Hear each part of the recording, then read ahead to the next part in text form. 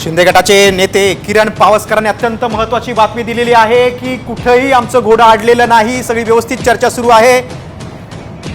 आणि गेल्या 20 मिनिटांमध्ये आता शिंदे आणि फडणवीस यांच्यामध्ये 20 मिनिटांपासून चर्चा सुरू आहे। वर्षा निवासस्थानी 6 दिवसानंतर फडणवीस आणि शिंदे यांची भेट झालेली आहे।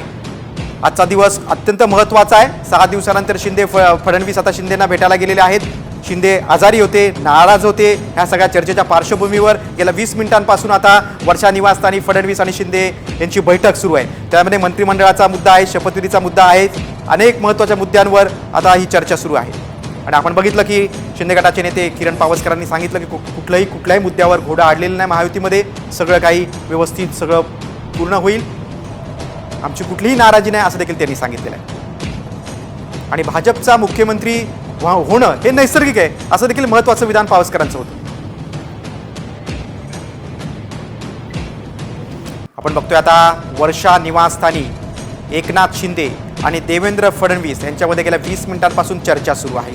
6 दिवसानंतर फडणवीस आणि शिंदे यांची भेट झाली आहे। दिल्लीमध्ये महायुतीचे तिन्ही नेते भेटले होते आणि त्यानंतर मात्र शिंदे दुसऱ्याच दिवशी साताऱ्याला रवाना झाले होते।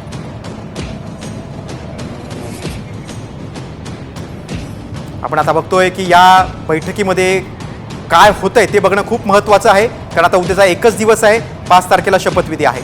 उद्या आता भाजपची बैठक होणार आहे। मुंबईत जे निरीक्षक येणार आहेत भाजपचे, निरीक्षकांच्या उपस्थितीत बैठक होणार आहे। त्यामुळे आजची ही शिंदे फडणवीसांची बैठक